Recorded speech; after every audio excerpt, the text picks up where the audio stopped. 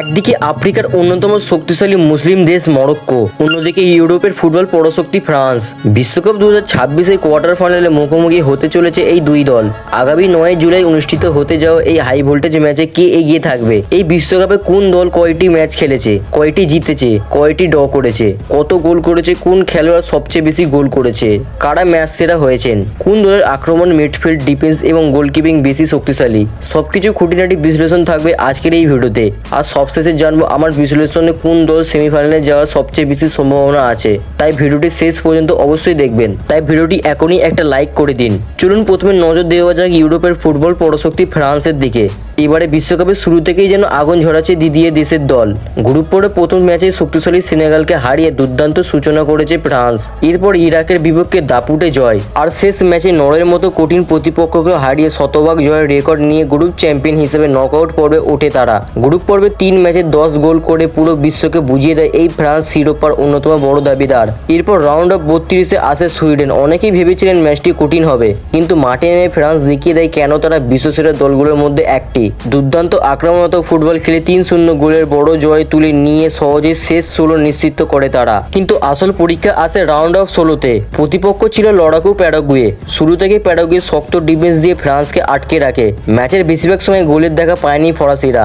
এমনকি এই ম্যাচে ফ্রান্স পুরো টুর্নামেন্টের মধ্যে সবচেয়ে বেশি চাপে পড়ে। তবে বড় খেলোয়াড়রা বড় ম্যাচে নিজেদের প্রমাণ করে। দ্বিতীয়ার্ধে ডেজিরে 2-এর উপর ফাউলের পর VAR দেখে পেনাল্টি দেয় পেরেপারি, আর সেই পেনাল্টি থেকে ঠান্ডা মাথায় গোল করে দলকে কোয়ার্টার ফাইনালে তুলে দেন কিলিয়ান এমবাপ্পে। ম্যাচটি শেষ হয় 1-0 গোলে। এবার যদি ফ্রান্সের পারফরমেন্সের দিকে তাকায় তাহলে দেখা যায় এখন পর্যন্ত তারা খেলেছে 5টি ম্যাচ এবং 5টিতেই জয় পেয়েছে। একটিও ড্র নয়, একটিও হার নয়। আক্রমণ, মাঝমাঠ, রক্ষণ সব বিভাগে ভারসাম্য রেখে খেলছে তারা। আর এই দলের সবচেয়ে বড় ভরসা হলো কিলিয়ান এমবাপ্পে। প্যারাগুয়ের বিপক্ষে গোল করার পর এই বিশ্বকাপ তার গোল সংখ্যা দাঁড়িয়েছে 7-এ। গোল্ডেন বুটের দৌড়ে তিনি সবার সামনে রয়েছেন। শুধু এমবাপ্পে নয়, Ousmane Dembele, Michael Olise, Bradley Barcola এবং ডেজিরে 2-এর মতো তারকা দুর্দান্ত ছন্দে রয়েছেন। ফলে ফ্রান্সের আক্রমণ ভাগে থামানো যে কোনো দলের জন্য বড় চ্যালেঞ্জ। তবে একটি বিষয় স্পষ্ট, প্যারাগুয়ের বিপক্ষে ম্যাচ ফ্রান্স বুঝে গেছে নকআউট পর্বে কোনো ম্যাচই সহজ নয়। আর এবার সামনে মরক্কোর মতো সংকল্পবদ্ধ আত্মবিশ্বাসী দল। তাই ফ্রান্সকে এবার তাদের সেরা ফুটবলটাই খেলতে হবে, না হলে ছোট্ট একটি ভুল তাদের বিশ্বকাপ স্বপ্নে বড় ধাক্কা দিতে পারে। এবার চলুন নজরে দেওয়া যাক আফ্রিকার অন্যতম শক্তিশালী মুসলিম দেশ মরক্কোর দিকে। 2022 বিশ্বকাপে ইতিহাস গড়ে সেমিফাইনালে ওঠার পর থেকে পুরো ফুটবল বিশ্ব জানে এই দলটিকে কখনোই হালকাভাবে নেওয়া যায় না। আর এবারে বিশ্বকাপের শুরু থেকেই দারুণ আত্মবিশ্বাসী ফুটবল খেলছে মরক্কো। গ্রুপ পর্বে অসাধারণ পারফরমেন্স করে তারা নকআউট পর্বে জায়গা নিশ্চিত করে। শক্তিশালী ডিফেন্স, দ্রুত কাউন্টার অ্যাটাক এবং দুর্দান্ত টিম ওয়ার্কই ছিল তাদের সাফল্য মূল চাবিকাঠি। রাউন্ড অফ 32-এ মরক্কোর সামনে ছিল কঠিন প্রতিপক্ষ, কিন্তু শুরু থেকে ম্যাচের নিয়ন্ত্রণ নিজেদের হাতে নিয়ে একের পর এক আক্রমণ চালায় তারা। রক্ষণে যেমন ছিল সংকলন, তেমনি আক্রমণও ছিল ধার। সেই ম্যাচ জিতে আত্মবিশ্বাস আরও বাড়িয়ে শেষ 16-তে পৌঁছে যায় আফ্রিকার এই শক্তিশালী দল মরক্কো। এরপর রাউন্ড অফ 16-তে প্রতিপক্ষ ছিল কানাডা। অনেকেই ভেবেছিলেন ম্যাচটি সমানে সমানে হবে, কিন্তু মাঠের খেলায় মরক্কো যেন এক অন্য রূপ দেখায়। শুরু থেকেই আক্রমণাত্মক ফুটবল খেলে কানাডার রক্ষণকে বারবার চাপে ফেলে। শেষ পর্যন্ত 3-0 গোলে দুর্দান্ত জয় তুলে নেয়। ইতিহাসে আরেকটি অধ্যায় লিখে কোয়ার্টার ফাইনালের জায়গা নিশ্চিত করে মরক্কো। এই জয় শুধু একটি ম্যাচের জয় নয়, বরং পুরো আফ্রিকান ফুটবলের আত্মবিশ্বাসের প্রতীক। এখন পর্যন্ত এই বিশ্বকাপে মরক্কো খেলেছে মোট 5টি ম্যাচ। পুরো টুর্নামেন্টে তারা অসাধারণ দলগত ফুটবল খেলেছে। শুধু আক্রমণ নয়, রক্ষণেও তারা নিজেদের অন্যতম সেরা দল হিসেবে প্রমাণ করেছে। বিশেষ করে গুরুত্বপূর্ণ মুহূর্তে তাদের ডিফেন্ডার ও গোলকিপারের পারফরমেন্স ছিল প্রশংসনীয়। অধিনায়ক আশরাফ হাকিমি এই দলের সবচেয়ে বড় নেতা। রক্ষণ সামলানোর পাশাপাশি সুযোগ পেলে আক্রমণে উঠে আসে প্রতিপক্ষের জন্য বড় হুমকি তৈরি করেন। অন্যদিকে Yusuf En নেসেরি, Bilal El Khannous, আজেদিন উনাহি এবং বাহিম দিয়াজও ধারাবাহিকভাবে দলের জন্য গুরুত্বপূর্ণ অবদান রাখছেন। এই দলটি কোনো একজন তারকার উপর নির্ভরশীল নয়, বরং পুরো দল একসঙ্গে লড়াই করে বলেই মরক্কোর আজ এতটা শক্তিশালী। তবে ফ্রান্সের বিপক্ষে তাদের সবচেয়ে বড় চ্যালেঞ্জ হবে বিশ্বের অন্যতম ভয়ঙ্কর আক্রমণ ভাগকে থামানো। এমবাপ্পে, ডেম্বেলে এবং অলিজির মতো গতিময় ফুটবলারদের আটকাতে মরক্কোর রক্ষণকে নিজেদের সেরাটা উজাড় করে দিতে হবে। তবে একটি বিষয় নিশ্চিত, মরক্কো কখনোই লড়াই না করে হার মানে না। তাই ফ্রান্স যদি একটিও অসাবধান হয় তাহলে এই আফ্রিকান দলটি আবারও বড় চমক দেখাতে পারে।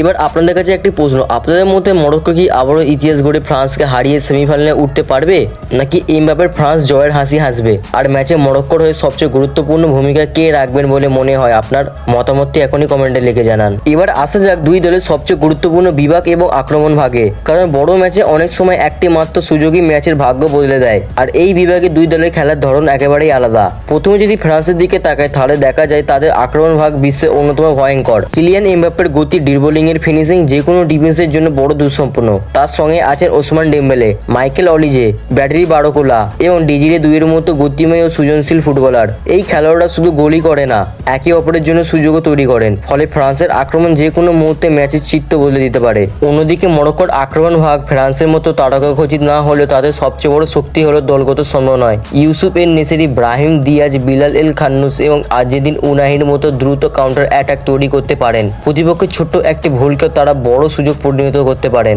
বিশেষ করে উইংদের দ্রুত উঠে আসা এবং বক্সের ভেতরে নিখিত পাস দেওয়া মরক্কোর অন্যতম শক্তি। তবে যদি কাগজে কলমে তুলনা করা হয় তাহলে আক্রমণ ভাগে ফ্রান্স স্পষ্টভাবে এগিয়ে, কারণ তাদের স্কোয়াডে বিশ্বমানের একাধিক গোল স্কোরার রয়েছে যারা এক মুহূর্তে ম্যাচের মোড় ঘুরে দিতে পারেন। কিন্তু ফুটবল কখনই শুধু কাগজে কলমে হয় না। যদি মরক্কো তাদের পরিকল্পনা অনুযায়ী দ্রুত কাউন্টার অ্যাটাক খেলতে পারে তাহলে ফ্রান্সের ডিফেন্সও কঠিন পরীক্ষার মুখে পড়বে। আপনাদের মতে এই ম্যাচে প্রথম গোলটি কোন দল করবে, ফ্রান্স নাকি মরক্কো? আর যদি প্রথম গোলদাতার নাম বলতে হয় তাহলে আপনি কার নাম বলবেন? এখনই কমেন্টে আপনার প্রেডিকশনটি লিখে জানান। তো বন্ধুরা, ফ্রান্স বনাম মরক্কোর ম্যাচের সম্পূর্ণ বিশ্লেষণ আপনাদের সামনে তুলে ধরার চেষ্টা করলাম। এখন দেখার বিষয় ইউরোপের শক্তিশালী ফ্রান্স কি নিজেদের অভিজ্ঞতা আর তারকাখচিত স্কোয়াডের জোরে সেমিফাইনালে জায়গা করে নেবে, নাকি আফ্রিকার অন্যতম শক্তিশালী মুসলিম দেশ মরক্কো আবারও পুরো ফুটবল বিশ্বকে চমকে দিয়ে নতুন ইতিহাস গড়বে? আমার বিশ্লেষণে ম্যাচটি অন্তত কঠিন হতে চলেছে, তাই শেষ বাঁশি বাজার আগে নিশ্চিতভাবে কিছুই বলার সম্ভব নয়। এবার আপনাদের পালা। আপনাদের মতে এই ম্যাচে কে জিতবে, ফ্রান্স নাকি মরক্কো?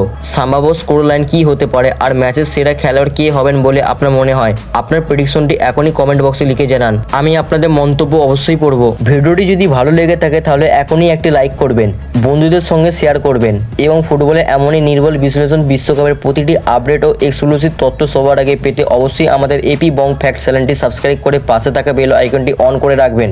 আজকের মতন এখানেই বিদায়। তা বন্ধুরা, দেখা হচ্ছে পরবর্তী কোনো ভিডিওতে, ততক্ষণ পর্যন্ত কিন্তু বাই বাই। ধন্যবাদ সবাইকে।